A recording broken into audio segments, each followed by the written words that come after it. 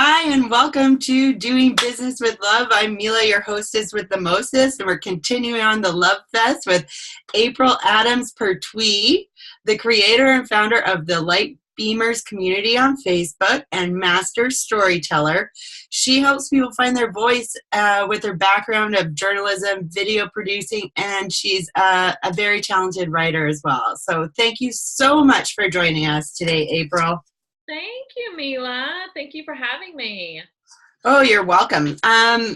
You're very, very welcome. And I just want to go into how I kind of found you. We connected, networked on Facebook a little bit, and I love that you love telling stories. That you're a master storyteller.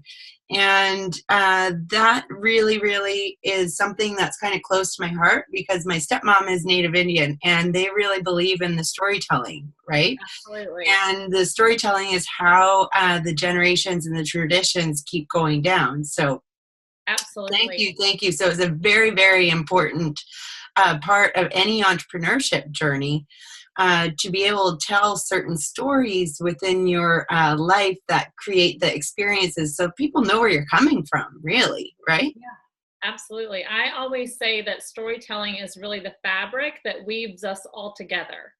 So you think of fabric being woven, it's the stories that connect us because stories is where you find human emotion and human experiences, not data. Data, titles, logos, labels, to-do lists. That's just details, but it's really the storytelling of our human experience and our human emotions that weave us together. So it's so important. It is important. And right there, you just hit on something that's our emotions, right? Because we can connect with people when we've gone through something similar as someone else, or if you're trying to do something such as entrepreneurship, because we're going to have a lot of entrepreneurs watching us. Right. And if you're trying to get there, like just hearing somebody's story and you can be inspired and motivated, which is the whole reason why I did this whole series of interviews, because I really believe in the people that are doing business with love, right? And they're not the analytics, and they're not just out for the money, and they're not doing whatever. They're following their passion. And obviously, if you have a whole history and your whole adult life is all revolving around journalism and video production and writing, oh my goodness, you are a master storyteller. So again, thank you for being here. Thank you. Yeah, it is so true. You have to follow your passion, and especially being an entrepreneur. I don't know why anyone would sign up to be an entrepreneur and start a business in something other than what you are passionate about, because it's not easy. And so no, it's not. No, it's not. And so the days that it's really hard, right? That's the only thing you have going for you is like, but I really love it. I can't quit. I really love what I do. So it's the thing that keeps you going. So having that passion is so important. And that is an emotion. That's the love of it, the love of the game, right? You have to have love for your own game. Well, in your Facebook community, the Light Beamers there, you asked one time, what's your tagline? And I said, it's passion plus purpose equals prosperity, which is my equation for success. It's like, follow and live your passion, embody your purpose like on a day-to-day basis, and then prosperity will follow, because success is inevitable if you just follow your passion. And you got to know your why, right? You got to know why you're doing it, so that pulls you forward and motivates you. Absolutely. Okay, so let's get to the first question. Okay. Ready? Okay, so how do you infuse love into your business? Well, it goes back to what we were just talking about with being passionate about what I do. I really, truly, honestly live, eat, and breathe the stuff that I talk about. And I really do love hearing other people's stories. I have been fascinated with people and their stories since I honestly can remember. And I'm genuinely interested. And so when I go about doing the work that I do think that people feel that from me. I do a lot of interviews because I'm a video producer, so I'm often in your seat where I'm asking someone else the questions. And, you know, I often get told, because a lot of times people are nervous, right? When they sit down in front of a camera and they're going to be interviewed and they're nervous. And one of the best compliments I've really continued to receive is that I always put people at ease when I'm talking to them, because after a few minutes, they forget that they're being interviewed, because I think that they can feel that I'm genuinely want to know what the answer is. Like, I really am curious. I really do want to know. And that comes from that place of love of the game, as I was saying earlier, that passion. Like, I'm so curious about what people's stories are, because I really do know that people are fascinating and that we're all very different and we're all very unique. But at the same time, we're all trying to kind of get to the same place in life. And that's really why our stories do matter, because our story is the kind of the imprint that we're taking, right? It's the path that we're taking. So my story is different than your story, but at the end of the day, aren't we all trying to get to the same place? We're all trying to get to love, happiness, joy, acceptance, success, fulfillment, those things, you know? For sure. And so I just think that people feel that from me when I'm talking with them. I hope that they do, because I do try to lead from that place where their stories matter, that they are important, they are unique, and that their story is worth telling. So therefore, I lift them up in that space. Yeah, I just want to say this, that everybody's story matters. Whatever your story is, right? Whatever it is. Like, I mean, whatever it is, whatever you've gone through. And this is actually giving me goosebumps, because I know that when people watch this video, they're going to say, yeah, my story does matter. You may think that it's insignificant about being divorced or losing weight or weight release. Weight release. I call it weight release. Or, you know, how you struggled in your business to start off with, or how you couldn't find your coaching clients and then you did, or you left an abusive situation, or whatever it is, because there is people in your exact same spot. Yes. That need to hear that and need to know that you got through it. Absolutely. So that they have the faith and courage to take those steps. So storytelling, massively important. I can't. Yeah. So. And that's what I was about to say. My tagline, you talked about your tagline at Light Beamers. Ours is, when you share your story, you shine a light. And nice. There's really two messages in that. I believe that people should do their story work, if you will, figuring out what is their story. I have a lot of people that say, I don't really think I have a story, and I don't, they're kind of confused about it. I'm like, well, number one, let's sit down and figure it out, because number one, it's a personal development process that really will shine a light for you internally, that once you figure it out and you tap into it and you really get it, then it just creates so much self-confidence and it creates a glow about you. You just really understand your journey so much better when you understand your story. But it also shines a light for others, and exactly what you were just talking about, those who are either on the journey or kind of in the middle of it, and they see your story as inspiration or motivation or camaraderie. There's a lot of camaraderie in knowing that you're not alone, that other people are on that same similar path as you, whether it be divorce, weight loss, failure, or success. I mean, we can discuss everything under the sun. It's all connected. You don't have to have, I get asked this a lot, because I do work with a lot of entrepreneurs, and in the business world, I believe that that's part of storytelling. But I get asked a lot, I don't really have a story because I don't have a business. It's not about business. It's about you. Oh, excuse me. It's about you, So it is about your own personal journey and your life experiences. It doesn't have to be about business. But business is part of your story if you are, in a business of any kind. So yes, it is.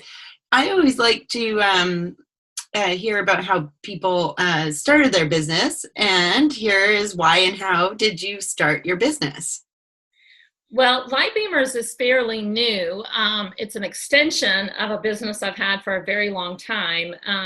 So just to back up just a little bit, I I have been a career journalist my entire life. I literally got out of college with a journalism degree and went to work.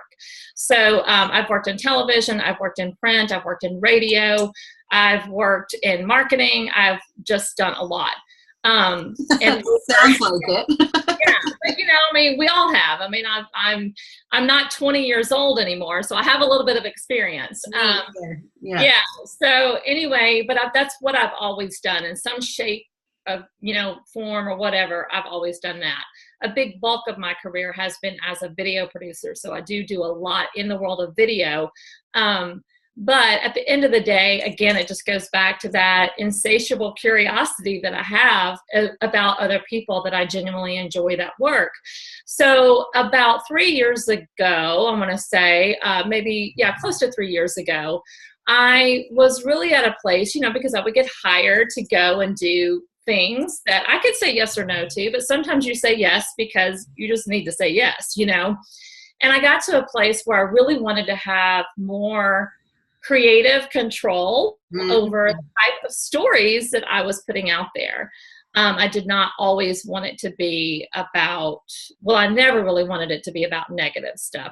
I was in broadcasting at the very early stages of my career, and I quickly got out because I didn't want to cover car wrecks and funerals and cop shootings and murders, and that's what I was covering. And so that did not suit my personality. And it did not suit my goal in life. I really knew that there were more stories out there besides those that I wanted to focus on. But over the course of my career, there's times when I would get on jobs that I'm like, this is really not going, the story is just kind of really boring and it's not really serving our community. So I really wanted to take the reins of that a little bit more. And so I literally just said, well, when you don't have it, you create it. So I created it by starting Light Beamers. And that was a place initially that I thought that I would just blog and I would share stories and I would, share written stories and video stories as I could. But during that time, I started a community, not knowing what it would really evolve into. And I did not have any services at the time where I was really helping other people with their story. I still was just doing my thing. And I started this online community. You referenced it, the Light Beamers community on Facebook. And it really just started to grow. And in that, I just saw myself as a positive encourager. And I used that space to encourage other women to use their voice, share your story, whatever it may be. Well, after I said that enough times, some people started coming to me and sending me private messages, and they're like, we don't know how to share our story. Yes. I never made that connection before. I'm like, what? Like, how do you not know to share? It's so easy for me. And I had an accountability partner at the time. Well, she and I still meet, but even back then, she's like, why are you not helping women share their stories and tell their stories and figure their stories out? And I'm like, I don't know. I don't think that they need me for that. Well, obviously there was a need. And so now that's an extension of what I do now with Light Beamers, is offering workshops and online classes. And I work with women one-on-one. I do video work with them if they want to get more comfortable using video, but also just, the deep roots of what their story is. We do that work too. In addition to still being a video producer and a writer and a journalist in my day job, if you will, you know what I mean? But it's still all sort of connected. One of the first things, I had a millionaire mentor for a while, and multi-million-dollar mentor, very high-end dude, right? And one of the first things he made me do was write out a bunch of stories and then pick out which ones were related to my business and how I could weave those stories in and talk about them to people so that I could inspire them to move forward as well. So it's like, but he actually went through it with a fine tooth comb with me, which is what you do for others, is to decide which ones of those stories are valuable to put out to the world at large. Yeah, and this is where people get tripped up, and this is where I realize now that, they do need help, is oftentimes people think their story is some sort of chronological timeline.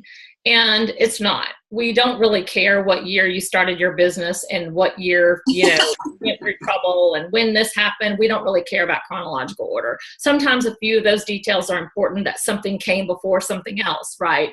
But a lot of times people get really, because you can almost see them playing the timeline in their head as they're telling you their story. And it gets really boring pretty fast. The other thing that people get caught up in are a lot of rabbit hole of details, which people have taken my courses. They hear me say that all the time. You're getting down the rabbit hole, because there are some stories within a story that we need to tell that make it kind of juicy and interesting.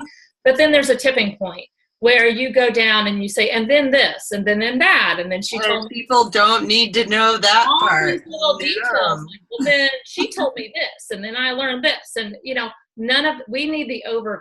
We need the overview. What did you walk away from? What did you experience? And what were the lessons that you learned? Right. And so can you please repeat that? Because that's actually a really good point. What were the lessons? Just the overview. What were the lessons? So here's my basic storytelling formula. This is what people need to know. And this is really what you need. Take notes, people. Take notes. Yeah. And I have this in a free download that I can share with people too, but it's really basic. I mean, honestly, you do want to think of your story as, I explain it as an arc, or like going up a mountain and going back down the other side. So if you imagine a mountain, the whole hump, okay? And at the beginning of it, you're down at the bottom, and that's sort of your history. You do need to let people know a little bit of background. Like I shared with you that I have a background in, broadcasting, that I've done radio, I've done all those things. I've let you know that was sort of my background. I didn't list all the chronological order of that. I just let you know that that's where I came from. And then at some point, there's this arc that you're going to go up, and kind of like at the top of that mountain, there's some sort of shift that takes place. It's usually an experience or a series of events that takes place that makes you see things differently. Using my own example of what I've already shared with you, that shift occurred for me when, after having a really successful career for a long time, I decided there was more that I wanted, and I wanted to take the control and take the reins and be more responsible about sharing really good stories out into the world. And then that's when Light Beamers was born for me. So that was my personal shift. And then you go back down the other side of the mountain, or the other side of the arc. And then once you're on the other side of that shift, you really do gain a lot of clarity and perspective, and you look back and you see all of the stuff that you went through. You were just simply learning lessons, that was all part of the process, right? And so then it's about sharing with people the lessons that you've learned that will then help them. And now that's what I do. I share with them that their story does matter, that they are intrinsically really interesting, that it's all about sharing their own personal journey. And I can help them do that, obviously, through the work that I do, but it's about passing that information on to them as well. And of course, with the tagline, I believe that really does shine a light for other people, whether it's your own personal development or sharing it with other people. There's a light being shined. So that's sort of my overall message and lessons that I've learned that I share with other people. Everyone has those elements in their story too. So those are just a basic kind of framework that you can look for in your own story to figure out, what is your story, I love that you say that everyone's interesting, because they are. They really are. I mean, you have this little nagging egoic voice saying you're boring. You're not interesting. It's just not true. Well, we all fall prey to the sort of the imposter syndrome. We hear about that a lot. And we also do comparisonitis. And so a lot of people don't tell their story because they see the other stories being told, and they're just these big, ginormous stories, and these women and men that have gone through huge tragedy and triumphs, and they're big. They're these big stories. And so you're thinking, well, I haven't had a child that's died of cancer. I haven't had bankruptcy in my life. I haven't had these big, huge, explosive moments that make for great stories, certainly. So therefore, my story is not important. It's not good enough. It's not big enough. And that's just not true. Nothing's further than the truth.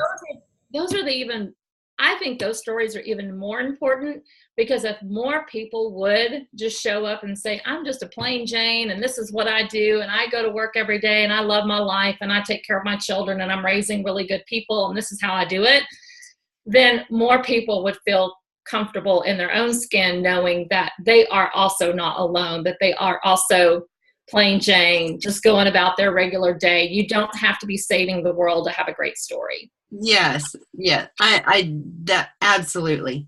So I know that you're quite empathic, and that's why people probably feel at ease when you interview them or what have you. Mm-hmm.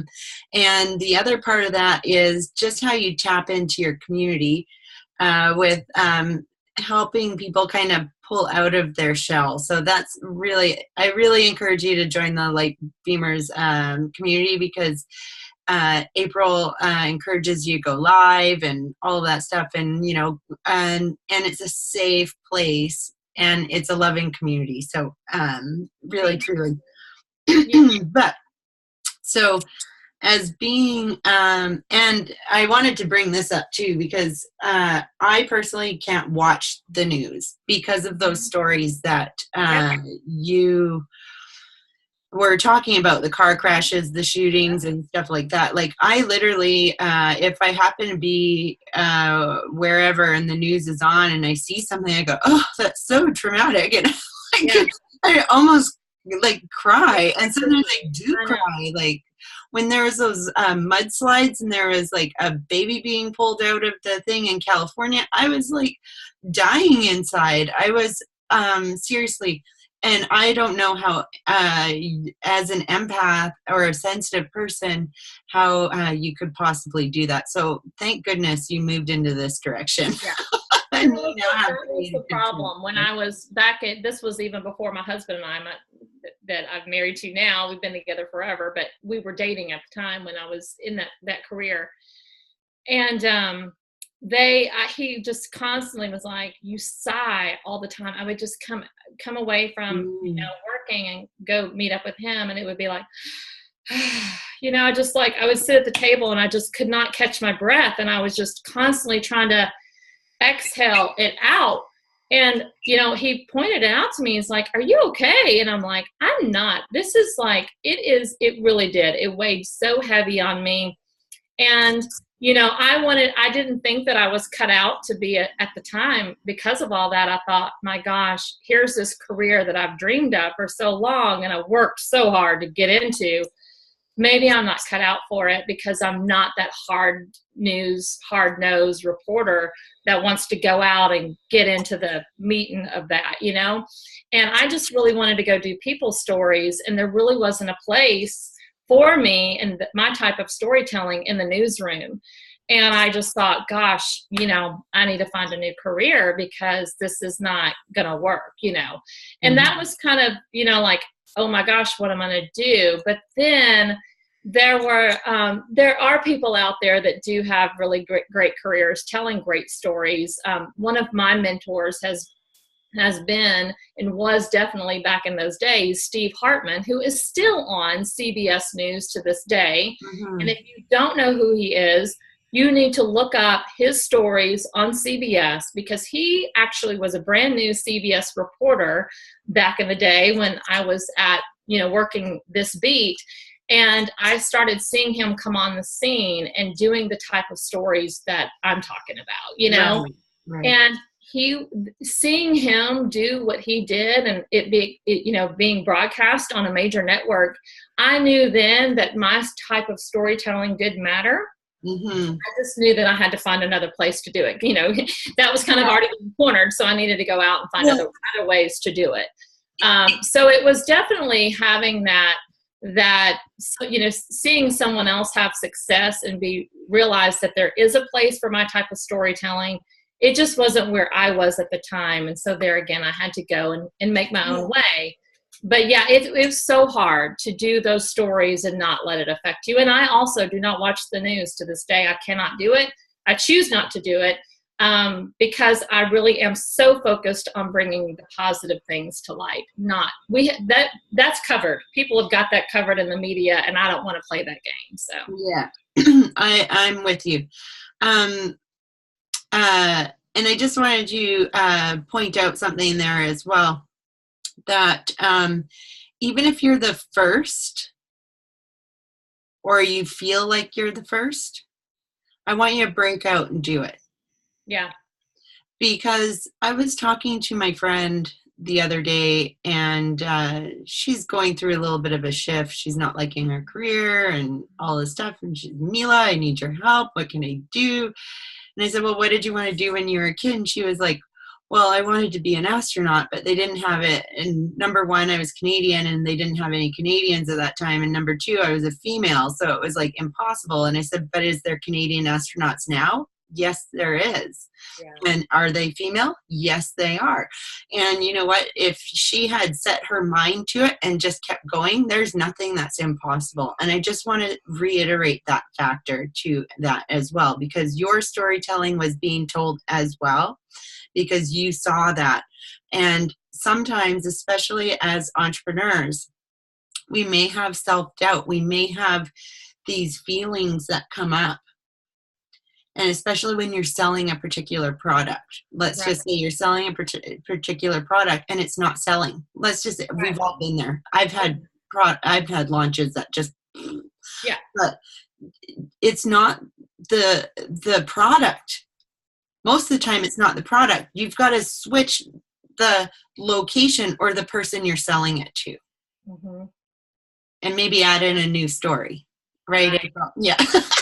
Anyways, okay. So how has your intuition in your business helped or hindered you? Well, when I pay attention to it, it's always helped me. When I've ignored it, it's hindered me. So what, honestly, I think that I've gotten better over time and with age, and with just personal development and tapping into my own ability, that has become real clear to me, that that's what I always kind of, go off those gut instincts. And that's how I make my decisions. Back in the day. I was just going to say, how important was that as a journalist to follow your gut? Right. Oh yeah, definitely. Definitely. I mean, yeah, that's everything.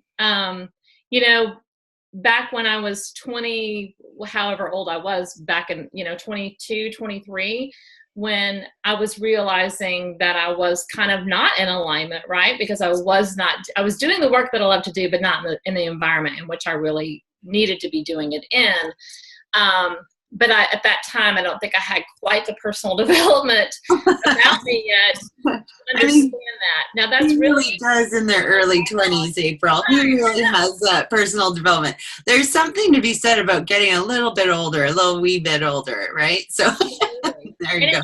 Sorry to interrupt you. Well, yeah, of course. But that has come too. My intuition has developed along with that.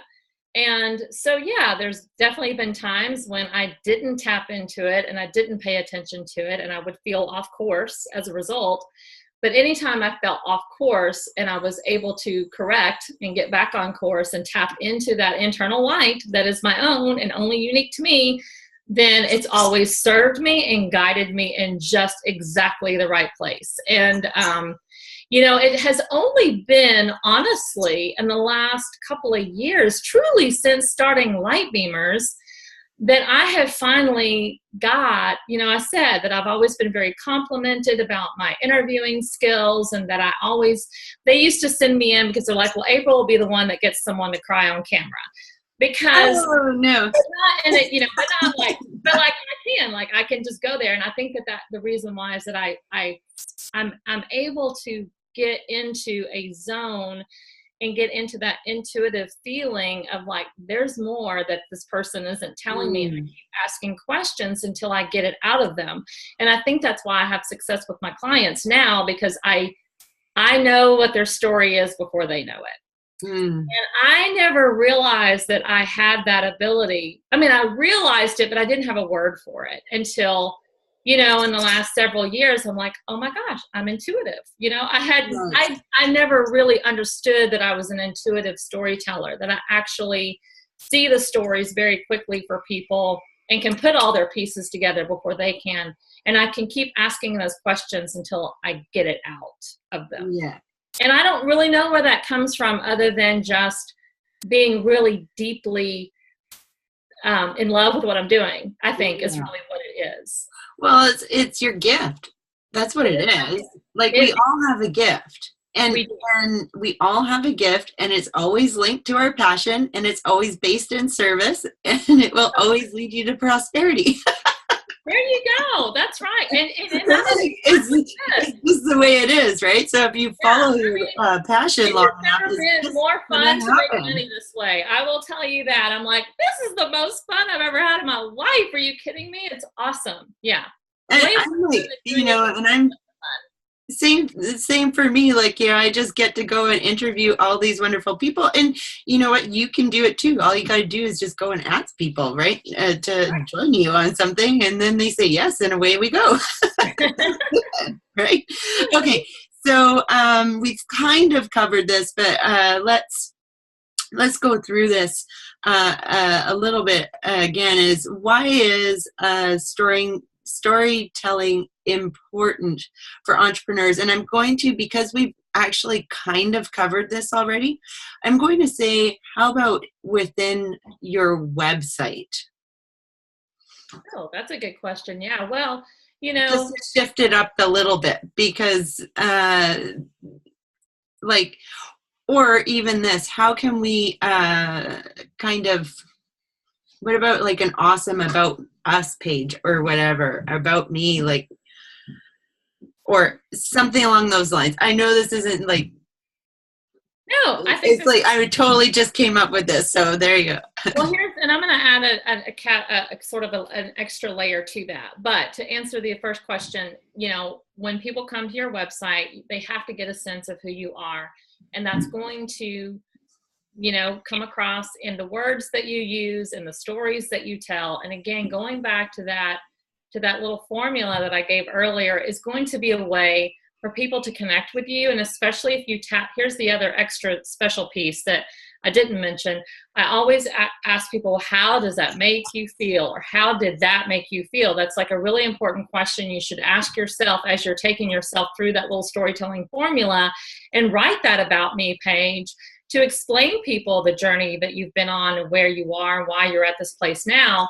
And then every step of the way, be sure and tell in your copy how that made you feel. What did that feel like when, you finally had this perspective change? How did it feel when maybe you weren't really living out that truth calling of yours, or whatever it may be?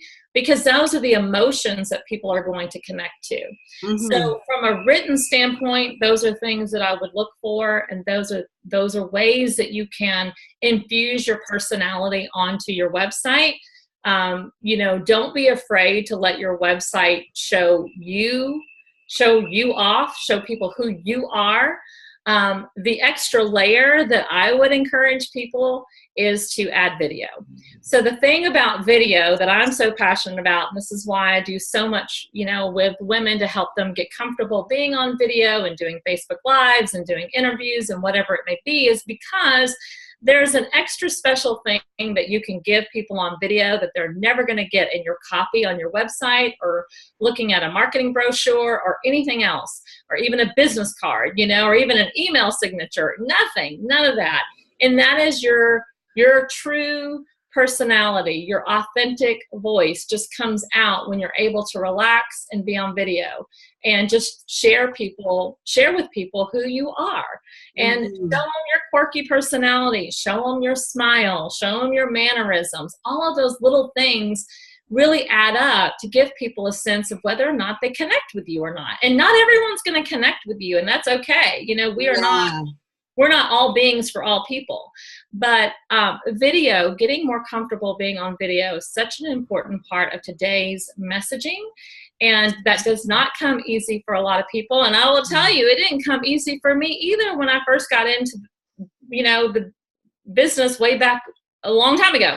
And I had to get comfortable being on video, and I had to get over nerves, and I had to get over stumbling and like being in my own head and thinking, oh my gosh, what if I don't look good? What if I don't sound right? What if I make a mistake? What if I say a word wrong? Well, guess what? Here I am all these years later, and I can assure you I do all of those things. I'm sure I mess up. I'm sure I say words wrong. I'm sure there are times when my hair is sticking straight up. I mean, whatever. Oh, man. I had this one YouTube video of me, and it was so funny because I was doing a weekly reading, and my hair was like up like this. Yeah. And so I actually didn't retake the video. Nope. I actually put a thing, and I pointed to it, and I said, "Look at my hair." Because like that stuff's gonna happen. Like it was windy and my hair was just up like a crazy person's, but that's okay. And I think we have to embrace being perfectly imperfect, yes. And the sooner that you can do that and get comfortable and getting over yourself, then that real genuine personality and voice of yours is going to come through both in your copy, but it's going to really come through in video. And I really am sort of on a mission right now to get more women to embrace putting themselves on video. Well, I've always encouraged it for my clients because it's been an important part for me. Like I have a challenge for myself that I go live daily. And last night, I'm going to tell you, I went live at 10 p.m. at night, which is not my style. But I said, I'm getting it in today because I'm not doing my daily minimum. So there we go. And then, but I do that. And I just want to go back to as well, when I first started my YouTube channel, I was very, very uncomfortable. Very, very uncomfortable. But I put it out there anyways. And I have well over 1,000 subscribers now. And you know what? It's like, you just keep doing it. The practice makes perfect. You get over the nerves. And you know what? Don't worry about your first videos sucking because they all suck. They're all going to go back and show you guys like the worst videos. And I was like, like the content was good, but my delivery really was awful. It was terrible. Honestly, terrible. But you know what? I did it. And you know what? It only got better after I did it.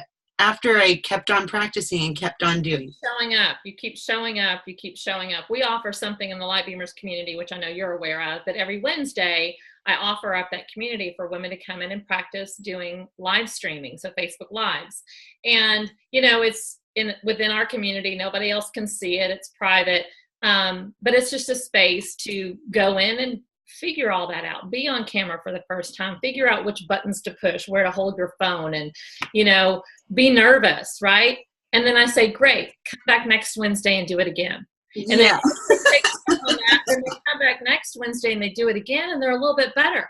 And I have some women that have been doing it, pretty religiously every Wednesday. And now I'm watching them go out, and they're going out on their business pages. They're going out on their personal pages. They're moving over to Instagram, and they're doing it. And now they're so much more comfortable, but they were not that way on day one, Here's the deal, right? When you do something over and over again, you gain the momentum and confidence. The confidence is what is so important. Right. And that really seems to at some point, there's just an unlocking that takes place. And I can't tell people when that's going to happen. I don't know, but I do know it will happen. Yeah, it could be your 3rd video, your 10th video, your 25th video, 30th video. It doesn't matter, right? It doesn't matter. But as long as you keep on, every person's different, but as long as you keep going. So give us a couple of tips to light up our video or like our story or whatever. What are a couple of, you've already provided massive value to us, April, thank you, but let's squeeze out a couple more tips from you. Sure, absolutely. This is my favorite thing to talk about, so I could do it all day long. But one of the big tips that I always give for people, especially going back to video, if you're being on video for the first time, and this was something I had to do way back when I did start out as a news reporter, and I got sent out to do a live shot, which is a live video, right, for the news station. And the very first time I ever did that, I wanted to throw up, and I thought I was going to die, and I thought I was horrible. I was horrible, and I came back to the news station kind of with my head tucked under me, and I'm like, oh gosh, how bad was it? And the news director was like, it's pretty bad, but no. going back out there again and again, and he just kept sending me out. And so until I got better, he knew that the only way I was ever going to get better was to keep sending me out. And that's what he did. And I'm really thankful people that he did, and it wasn't like, well, you're fired, right? But when I kept going out that week, because it was like all within like 5 days, about the third day, I was like, what is my problem? Why am I getting so tripped up? And the thing of it is I was thinking about all the people that were going to watch that. And at that time, viewers was a lot, there's a lot of people live, and there's no replay in the news business. You get it live. And I was really, that's all I could think about were all those people. And I thought, okay, April, the only way you're going to get over that is to stop thinking about those people. And so I decided when I was going to look into the camera that I was only going to think about one person. And I mentally and visually really thought of like my best friend or my boyfriend at the time, is now my husband, whoever it was, that I just thought about that one person. And that's what I tell people to do today. If you're getting on video and you're really freaking out and you see you've got viewers and you're like, oh my gosh, there's people watching me, zone it out until you get comfortable, and then you can start engaging with your viewers, because that's what you want ultimately, is to be able to have conversation with them. Yes. But in the beginning, I just tell people, just don't worry about if you have viewers or not. You just imagine that you're talking to your best friend. It will immediately give you a little bit of relief and relaxing nerves. And it will also allow you to come across as being more conversational. If you truly can just picture that you're sitting across the table with her having coffee and you're just telling her what you're wanting to tell, right? Then you will come off as being more conversational, more relaxed, and you won't trip yourself up as much. That's my favorite tip that I tell people. That is a fantastic tip. And really, that's what I tell my clients too, is to speak in your own language, whether it be for your copy in your emails, websites, whatever it is, whatever phrases and language you use, and you just imagine that you're talking to your best friend, right? That's it. That's it. That is a fantastic tip. So thank you so much for that one, because that'll help a lot of people. So April, how do we find you? And you mentioned the free gift, so let's talk about that. Shameless plug. Let's go. Here's all my shameless plugs. This is great. Well, number one, the best way to find me is to join our free community on Facebook, because that's truly where I spend a majority of my time and energy, and that's where I'm, keeping the conversation going on a daily basis. And you'll see me doing my own Facebook Lives there and all that good stuff. And that is called Light Beamers Community, and Light Beamers is all one word, and that is a private group on Facebook that you are welcome to join. Then there's my website, which is just lightbeamers.com.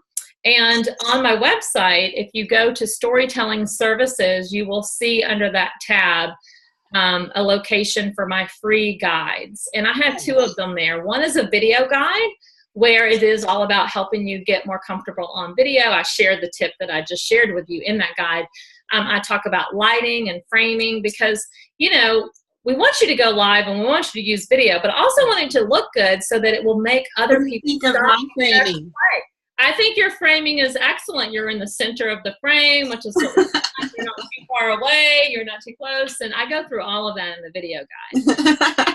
Because you want people. I've been doing this for a while. Right? Yeah, exactly.